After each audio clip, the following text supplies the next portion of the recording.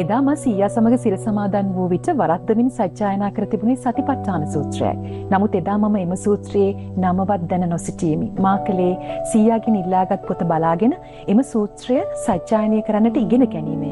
එදා එලෙස වරද්දමින් හෝ සජ්ජායනය කිරීමෙන් ආරම්භ වී අද ලෝකයක් ශ්‍රවණය කරනු ලබන ආකාරයෙන් සතිපට්ඨාන සූත්‍රය සජ්ජායනය කරන්නට හැකිවීමම පූර්ව කෘත කුසල කර්මයක ඵලයක්සේ සලකා අප්‍රමාණ ලෙස සතුටට පත්වෙන කියලා උන්වහන්සේ ලියා තබා තිබෙනවා.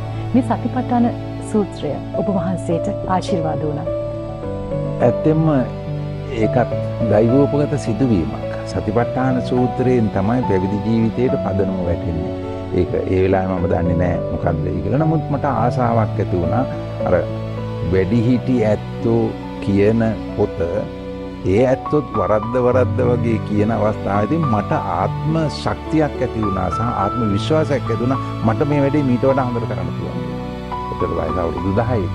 ඉතින් ඒ අභියෝගාත්මක කාර්ය ඉටු කිරීමට යෑමේදී තමයි ලොකු හාමුදුරුවන්ගේ මේ අවධානය යොමු වෙන්නේ මේ සූත්‍ර දේශනාවේදී වරද්ද නමුත් හයියෙන් ශබ්ද නගා කවුද මේ කියන ළමයා කියන අදහස තමයි ලොකු හාමුදුරුවන්ට ඉස්සෙල්ලා ඇති වෙන්නේ. සතිපට්ඨාන සූත්‍ර දේශනාවේ මේ විදිහට ජීවිතයේ ආරම්භයට මඟ පෙන්වුවා අදන්ම වුණා පැවිදි ජීවිතේ. පස්සේ 1998 අවුරුද්දේ තමයි සිංගප්පූරුවේදී මේ සතිපට්ඨාන සජ්ජායනාව පටිගත කෙරෙන්නේ මගේ අතේ. මොකද මම නිතරම මේ සතිපට්ඨාන දේශනාව ඒ විදේශිකනේ ඒකට සිංගප්පූරුවේ දායකයන්ට ඇහෙන්න මම වරින් වර මේ සජ්ජායනා කරනකොට යාත් කිව්වා මේක පටිගත කරමු කියලා.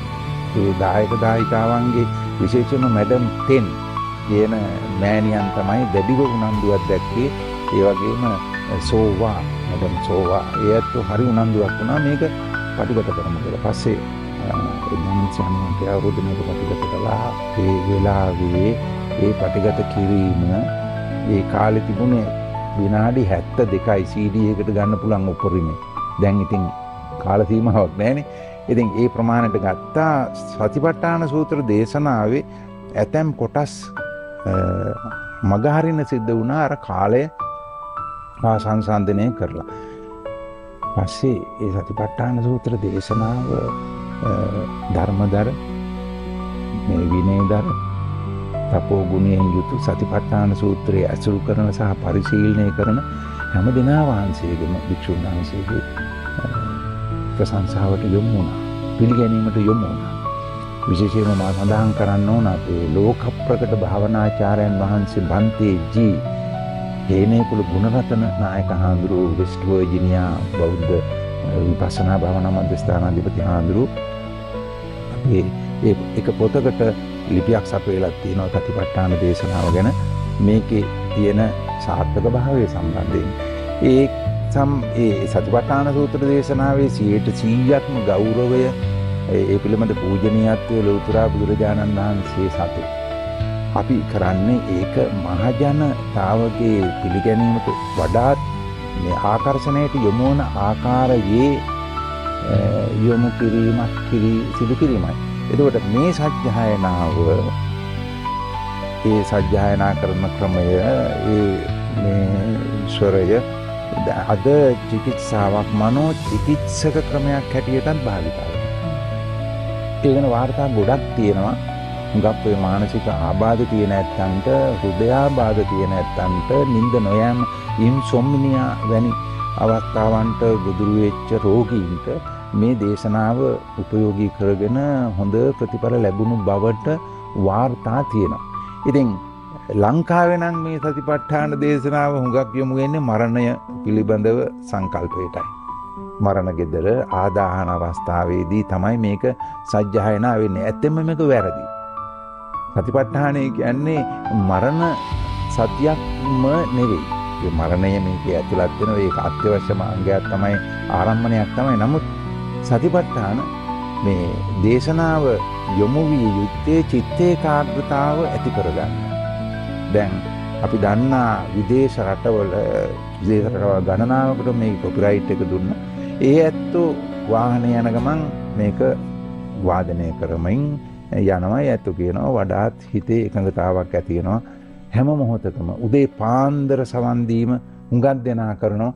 හිතේ ඒකාග්‍රතාවක් ඇති වෙනවා කියන බලාපොරොත්තුවෙන් ඒකේ ඒ ප්‍රතිඵලය ඔවුන් ලබනවා. ඉතින් කුඩා දරුවෝ පවා ඒකට ආකර්ෂණය වෙලා තියෙනවා. ඉතින් මේ ඔස්සේ අපි උදව් උනන්දු වෙන්නේ ගතේ ටිතේ නිසින්නේ සුත්තේ ජාගරිතේ සම්පජානකාරී හෝති කියන දේශනාවට අනුව මේ භාවනාව කියන්නේ එක තැනකට වාඩි වෙලා දෑත් කුකුල මත තබාගෙන දෑස් පියාගෙන එකම ඉරියව්වකින් ඉඳගෙන අනුගමනය කරන වැඩපිළිවෙලක්ම නෙවෙයි.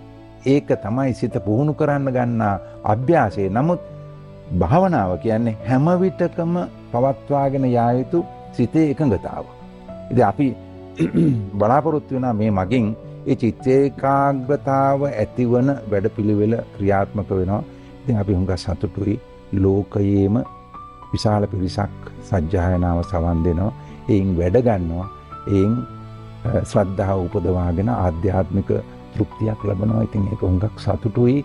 අපි බොහොම අනුමෝදන් වෙනවා. ඒ පින හැම දිනකටම අනුමෝදන් කරමු. ඒකායනෝ අයං භික්ඛවේ මග්ගෝ සත්තානං විසුද්ධියා සෝක පරිද්දවානං අත්තංගමාය ඥායස්ස අධිගමාය නිබ්බානස්ස සච්චි කිරියාය යදිදං චත්තාරෝ සතිපට්ඨානා